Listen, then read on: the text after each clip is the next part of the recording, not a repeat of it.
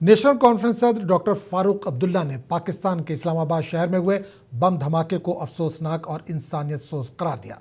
श्रीनगर में मीडिया से बात करते हुए फारूक अब्दुल्ला ने कहा कि इस्लामी ममालिक की खराब हालत है, अल्लाह ताला से दूरी की सबब ये हो रहा है। देखिए, अफसोस इस बात का कि अल्लाह के घर में भी अब बम फटने लगे। ये दिखाता है हम अल्लाह से कितने दूर हैं और हम उस मंजिल की तरफ चल रहे हैं जिसके लिए जहन्नम तैयार है। अफसोस है मुझे इस बात। पाकिस्तान में बार बार ब्लास्ट हो रहे, क्या कहेंगे वहाँ पे क्या कहेंगे? तो सर आप समझते हर जगह ब्लास्ट हो रहे हैं जनाब, कौन सी जगह बाकी रही है? मुझे बताइए, इस्लामी मुल्कों की हालत क्या है? क्या है उनकी हालत? तो जब अल्लाह से दूर हो जाते हो तो यही होता है। पीपल्स डेमोक्रेटिक पार्टी ने कहा कि 2019 के बाद सरकार की पॉलिसियों से जम्मू कश्मीर की इक्तिसादी हालत बहुत ख़राब हो गई। श्रीनगर में एक प्रेस कॉन्फ्रेंस से खिताब करते हुए पार्टी तर्जुमान मोहम्मद इकबाल ने कहा कि रवां बजट जम्मू कश्मीर अवाम के लिए मायूस कुन रहा। इम्प्लीमेंट की गई है, उन्होंने जम्मू कश्मीर की इकोनॉमी को इतना नुकसान पहुंचाया है जो एक हिसाब से इरिपेरेबल है। उन पॉलिसीज का नतीजा ये है कि आज जब हम देखते हैं जम्मू कश्मीर के लोगों का पर कैपिटा इनकम जो है नेशनल पर कैपिटा इनकम से बहुत कम है। आपको याद होगा 2019 से पहले जम्मू कश्मीर के जो इकोनॉमिक सर्वे के इंडेक्सेस हैं वो हिंदुस्तान की पहली 10 रियासतों में शुमार होते थे और इसमें इस कदर गिरावट आ गई है कि आज जम्मू कश्मीर के लोगों का पर कैपिटा इनकम जो है नेशनल एवरेज के 50% से भी कम हो गया है। ये नतीजा है उन पॉलिसीज का जो 2019 के बाद 7 साल यहां पर जमहूरी हुकूमत नहीं रही। और मुझे याद है हमारे चीफ मिनिस्टर साहब ने एक बार पब्लिकली ये कहा था कि जितने भी ऑर्डर इन 7 सालों में जम्मू कश्मीर के हवाले से हुए हैं हम उनको रिविजन। इस्लामाबाद के इमाम बारगाह में हुए बम धमाके के खिलाफ करगिल में असरा अशरिया की जानिब से एक पुरअमन एहतजाजी रैली निकाली गई। IS के चौक से शुरू होने वाली इस रैली में लोगों की कसीर तादाद ने शिरकत की। शुरका ने दहशतगर्दी की मजम्मत करते हुए आलमी बिरादरी से इंसाफ का मुतालबा किया।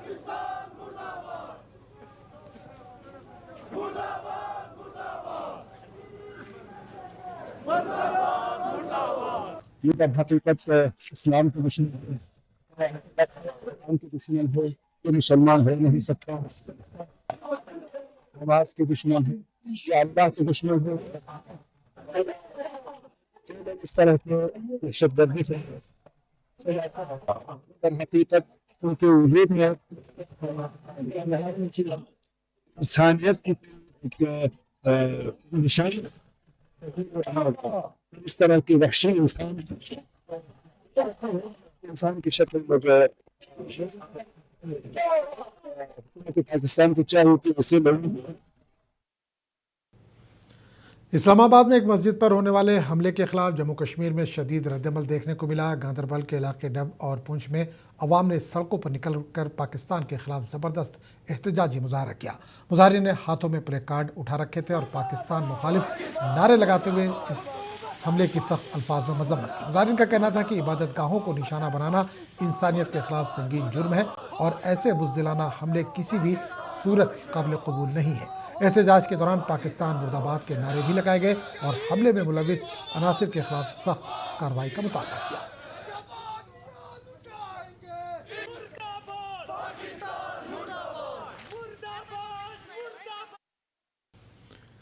जम्मू कश्मीर पुलिस की जानिब से नौजवानों को मंशियात से दूर रखने के लिए जम्मू के बाहू फोर्ट के इलाके में वॉलीबॉल टूर्नामेंट का इनेकाद किया गया। इस मौके पर SP अजय शर्मा ने मीडिया से गुफ्तगू करते हुए कहा कि खेलों के जरिए ही नौजवानों को नई समत दी जा सकती है जिससे वो जिस्मानी तौर पर भी मजबूत बनेंगे।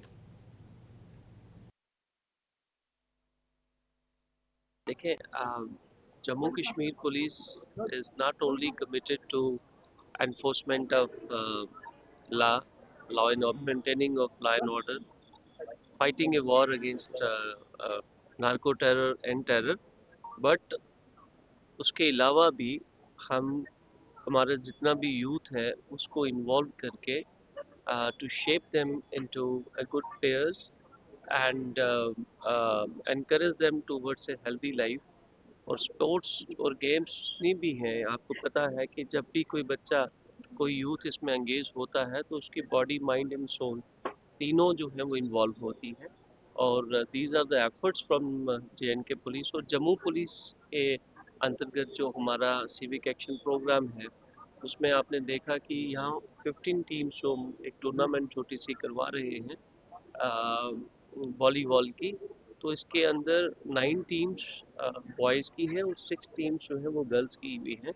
और ये सारी teams different different districts of J K आई हैं, they are not only from Jammu. और मुझे आपके साथ साझा करने में खुशी हो रही है कि हमारे यहाँ से जो टीम इंडियन यूथ कांग्रेस ने बस स्टैंड तराल में यूथ कन्वेंशन का इनेकाद किया, जिसकी सदारत यूथ कांग्रेस के कौमी सदर उदय भानु ने की। जबकि इस मौके पर मनीष शर्मा, इंचार्ज यूथ कांग्रेस, मनप्रीत सिंह और सुरेंद्र सिंह के अलावा दीगर वर्कर्स भी बड़ी तादाद में मौजूद थे, जहां इन्होंने सियासत और समाजी इक़दाम में नौजवानों की शिरकत की अहमियत पर जोर दिया।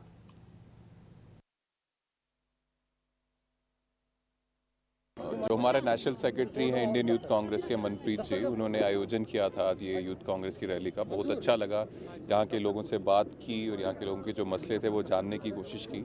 और जिस तरह से पता चल रहा है कि इलेक्शन के बाद ये पहली रैली है जो यूथ कांग्रेस कर रही है, और देख के लग रहा है कि हौसले बुलंद हैं हमारे यूथ कांग्रेस के लोगों के और कांग्रेस पार्टी के। तो आने वाले समय में मुझे लगता है यूथ कांग्रेस और कांग्रेस मेजर रोल प्ले करेगी यहाँ पे, जो लोगों के मसले हैं वो उठाने का और लोगों की सेवा करने का। 5 अगस्त 2019 से, तब मैं जम्मू कश्मीर यूथ कांग्रेस का प्रेसिडेंट भी था, तब से हम लड़ाई लड़ रहे हैं, सड़कों में प्रोटेस्ट कर रहे हैं कि बीजेपी जो है, जिन्होंने हमारी स्टेटहुड छीन के हमें यूटी बना दिया, वो हमारी स्टेटहुड हमें वापस दे।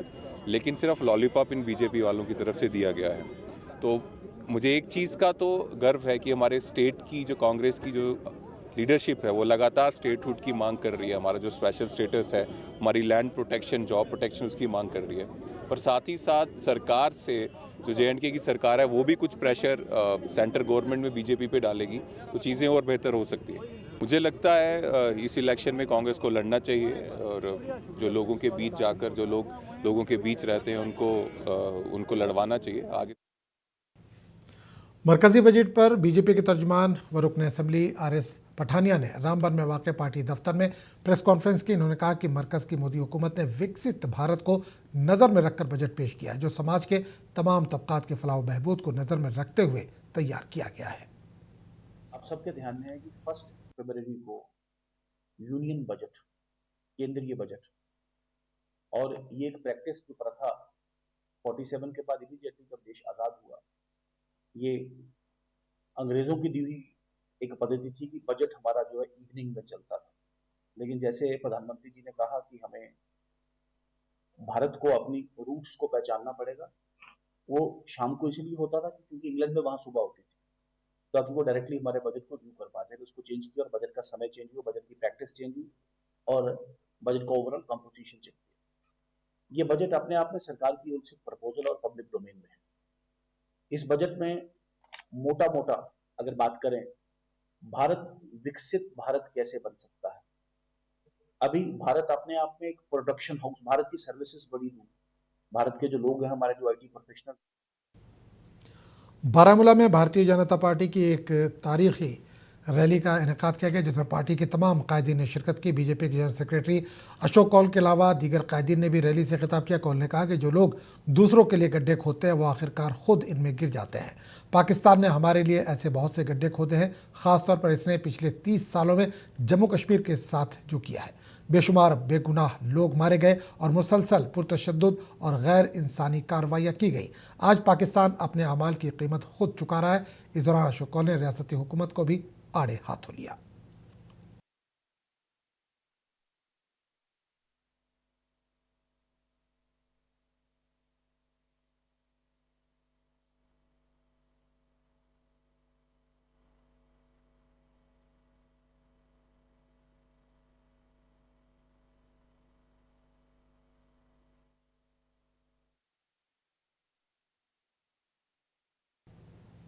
बीजेपी के साबिक जिला सदर पुलवामा मोहम्मद लतीफ़ भट्ट ने मौजूदा असेंबली इजलास को जम्मू कश्मीर के लिए मायूस कुन करार दिया। उन्होंने डिप्टी कमिश्नर पुलवामा डॉक्टर बशारत क़य्यूम की गुज़िश्ता दहाई के दौरान तरक्की और पेशरफ्त में इनकी कोशिशों की तारीफ़ की और इस बात पर जोर दिया कि अवामी हुकूमत नेशनल कॉन्फ्रेंस मौजूदा असेंबली इजलास के दौरान ड्रामेबाजी में मसरूफ़ है, जबकि यौमिया उजरत वालों की तरक्की और इस्तेहकाम जैसे अहम मसाइल से अवाम की तवज्जो को मबजूर किया जा रहा है।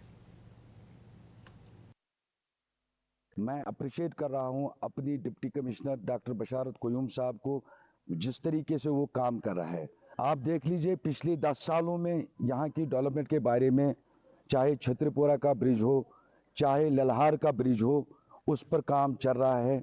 असेंबली में ये बात होनी चाहिए, असेंबली में खाली ये ड्रामाबाजी कर रहा है, ड्रामाबाजी के बगैर कुछ दिखता ही नहीं है। वहाँ पर ड्रग्स पे बात होनी चाहिए, जो यहाँ आम डिस्ट्रिक्टों में ड्रग्स है, ड्रग्स के बारे में वहाँ बात होनी चाहिए, मेन इश्यूज पर वहाँ बात होनी चाहिए। वहाँ खाली क्या ड्रामाबाजी चल रहा है। डेलीवेजर परेशान है, रहबर तालीम परेशान है, रहबर ज़राअत परेशान है। हम चाहते हैं असेंबली में इनकी बात चलनी चाहिए। भारतीय जनता पार्टी इस पर पुरजोर मजम्मत करते हैं नेशनल कॉन्फ्रेंस को, और भारतीय जनता पार्टी असेंबली में घेरेंगे नेशनल कॉन्फ्रेंस को जब तक डेलीवेजरों का, रहबर तालीम का, रहबर ज़राअत का मसला हल नहीं होना चाहिए, तब तक हम